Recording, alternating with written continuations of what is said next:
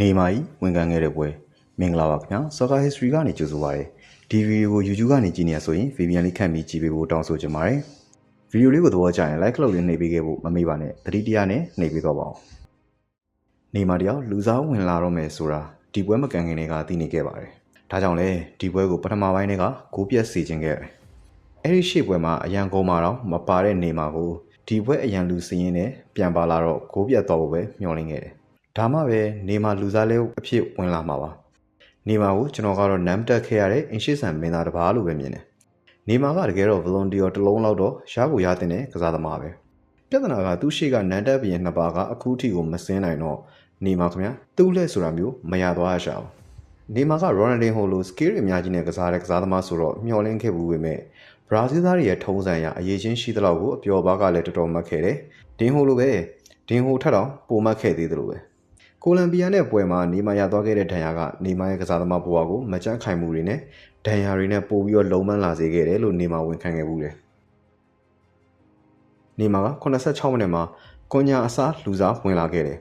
နေမာရဲ့ကြောဘက်ကိုကင်မရာကရိုက်ပြတယ်ကွန်ညာမျက်နှာကအပြုံးနေတဲ့အတူနေမာလက်ကိုရိုက်လိုက်ပြီးကွင်းထဲကိုကြည်နေနဲ့ကြီးထွက်သွားတယ်နေမာတောက်ပတဲ့အချိန်ကွန်ညာတို့ကဘရာဇီးပြည်တွင်းကလပ်တစ်ခုမှပဲရှိအောင်မယ်နေမာကတစ်ချိန်ကသူတို့အားကြခဲ့ရတဲ့သူဖြစ်မှသိကြတယ်နေမာအတွက်အဲ့ဒီကွင်းတွေကဘသူ့ကိုလဲကြည်နေနဲ့ထွက်ပေးမယ်လို့ထင်တာပဲနေမာကဝင်လာပြီးကွင်းလယ်နဲ့ဘဲတောင်မန်နေရာမှာဝင်ကစားတယ်အန်စလော်တီရဲ့ Diamond Shake ကစားဟန်မှာကစားသမားတွေကနေရာလှည့်နေတာဖြစ်လို့နေမာကိုဒီလိုပုံစံနဲ့တွေ့နေရတာအဲ့ဒီကစားဟန်အကြောင်းကိုဒုတိယပိုင်းကျမှပြောပြမယ်နေမာကကြော်တက်ကြော်ပြေးလုံးမဲ့အလင်းခေါက်တွေလုံးမဲ့ထင်လို့စောင့်ကြည့်သေးတယ်ဒါပေမဲ့နေမာကချက်ခိုင်မှုမပြေဝသေးသလိုသူကိုယ်တိုင်ကလည်းဒဏ်ရာမရချင်တာကြောင့်ပါမယ်အန်စလော်တီမှားလာတယ်ဖြစ်ချင်ဖြစ်မယ်သူ့ကစားကွက်တိုင်းရိုးရှင်းရှင်းပဲစီမျောကစားသွားတယ်ဒါပေမဲ့နေမာဖြစ်နေလို့တစ်ဖက်ကစကော့တလန်ခန်းစစ်ကကြော်တက်ခံရမှာအလိန်ခေါက်ခံရမှာတတိကြီးကြီးထားနေတာကိုလည်းမြင်လိုက်ရသေးတယ်ဒါပေမဲ့နေမာကမစွန့်စားခဲ့ဘူးဒါလည်းမှန်တဲ့လုပ်ရပဲနေမာဝင်လာတဲ့ကရသမျှကော်နာတိုင်းကိုနေမာကိုပေးကန်ထားတာလည်းတွေ့ရတယ်နေမာကော်နာ3လုံးမသိဘူးတင်လိုက်ရတယ်တစ်ဖက်ကရိုနယ်ဒိုမက်ဆီရိုနဲ့ဆန့်ကျင်ဘက်အရာမှာသူကတိတ်တိတ်စိတ်ပဲစူညံတဲ့ညင်းခုန်တဲ့နေမရှိပဲလက်ခုပ်တန်အားပေးတဲ့နေပဲရှိရဲ့အရက်ဖြစ်ခဲ့တယ်နေဝင်ချင်းကတကယ်တော့ဒီလိုအလှထိုင်ကြည့်ရမှာလို့တော့ခဏလေးညှောသွားသေးတယ်နေမာက ghost မဖြစ်နိုင်ခဲ့ဘူးဘရာဇီးရဲ့ ghost တောင်မဟုတ်ခဲ့ဘူးပီလီရှိသေးတယ်ရီဝါဒိုရှိသေးတယ်ဒိုဂျီရှိသေးတယ်နောက်ဆုံးရိုင်နင်ဟိုရှိသေးတယ်ဒါပေမဲ့နေမာကအဲ့ဒီကစားသမားရဲ့ညီတူခစ်ခစ်တော့ဖြစ်ခဲ့ပါတယ်နေမာကိုအားကိုးရတဲ့ဘရာဇီးဆိုတဲ့ခစ်ခစ်ကိုထူထောင်နိုင်ခဲ့တယ်သူ့နောက်ပိုင်းဘရာဇီးမှာဗင်နီနဲ့ကွန်ညာတို့လိုရိုဒရီဂိုတို့လိုကစားသမားတွေရှိခဲ့ပေမဲ့သူ့လိုခစ်ခစ်တော့ဖြစ်မလာသေးဘူးဘရာဇီးမှာဗင်နီရိုဒရီဂိုကွန်ညာတို့လိုကစားသမားတွေပေါ်လာခဲ့ပါတယ်ဒါပေမဲ့နေမာလိုဘရာဇီးတနိုင်ငံလုံးရဲ့မျှော်လင့်ချက်ကိုနှစ်ပေါင်းများစွာတယောက်တည်းထမ်းထားနိုင်တဲ့ကစားသမားတော့မပေါ်လာသေးပါဘူးဒီနေ့နေမာဘောလုံးထိတိုင်းလက်ခုပ်တန်တွေကြားရတယ်ဂိုးသွင်းလို့မဟုတ်ဘူးစကေးပြလို့လည်းမဟုတ်ဘူးလူတွေကသူ့ကိုနောက်တစ်ခါကွင်းထဲမှာပြန်မြင်ချင်ကြတာတစ်ချိန်ကကမ္ဘာအကောင်းဆုံးတွေကတယောက်ကိုနောက်တစ်ခါဘရာဇီးချာစီနဲ့မြင်ရတာကိုပဲကျေနပ်နေကြတာပဲနေမာကဘရာဇီးရဲ့အကူပြောင်းကာလာကိုထမ်းခဲ့ရတဲ့သူပါတနည်းအားဖြင့်ရွှေခေတ်အကူပြောင်းမှာသူ့ပေါ်မျှော်လင့်ချက်တွေကြီးခဲ့ကြတယ်ဒင်ဟိုကာကာဒိုဂျီတို့ခေတ်ကုန်သွားပြီးတဲ့နောက်ဘရာဇီးကအားကိုးစရာမျက်နှာတစ်ခုလိုအပ်ခဲ့တယ်အဲ့ဒီနေရာကိုအသက်ငယ်ငယ်နဲ့နေမာရောက်လာခဲ့တယ်သူကကမ္ဘာဖလားကိုမယူနိုင်ခဲ့ဘူးဗလွန်ဒီယောလည်းမရခဲ့ဘူးဒါပေမဲ့ဘရာဇီးပိတ်သက်တွေအတွက်နေမာရှိသေးတယ်ဆိုတဲ့ယုံကြည်ချက်ကိုနှစ်ပေါင်းများစွာပေးထားနိုင်ခဲ့တယ်